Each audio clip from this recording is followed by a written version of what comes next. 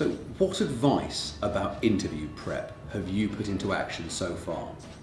So far, I have learned that it's really important to prep both the candidate and the client before they go in for the interview. It also gives you a chance to sell to the candidate and sell to the client exactly what they're looking for and why this opportunity is so great for both of them.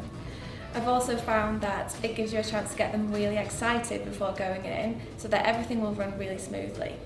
Has the module helped you understand how to identify red flags or warning bells? Absolutely. I'd say that when a candidate comes in for the preparation, I want to see from them that they are genuinely interested and that they have done independent research about the company. If they haven't, then that is an immediate red flag for me, and I know that I will definitely consider pulling them out of the interview. Also, if they're not even willing to come into the office to see me, then again, that's an immediate red flag. Were there any elements of James's advice that were techniques you'd never even heard of before?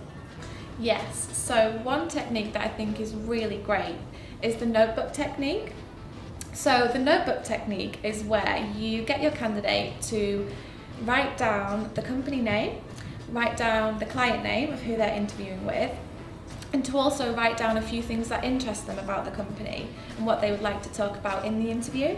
So it could be projects that they're working on or the company culture. Also, I get them to write down any questions so they feel fully prepared going in there with a really good set of questions to impress the client with. And I've done this with my most recent candidate, and he thought that it really helped him with the process and everything went really smoothly. A lot of people spend plenty of time prepping their candidates, but they don't spend anywhere near as much time prepping their clients. After watching James's module here, what do you think about that? I think that it is really important to prep not only the candidate but also the client.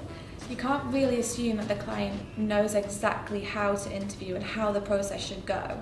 So perhaps he's just been promoted, or maybe he hasn't interviewed for perhaps a couple of years.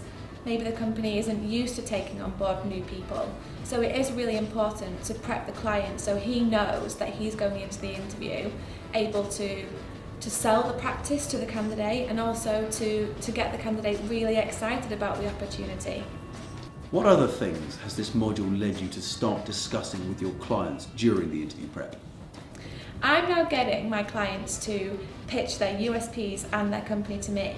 That way I can see if their pitch isn't quite right, I can coach them, I can train them on how to really sell the opportunity to the candidate. That way I know that the candidate is going to come out of the interview feeling really excited about the opportunity.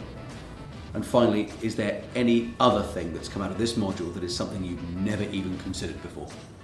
I'm now telling all my candidates how important it is to make a really good first impression as soon as they walk through the door.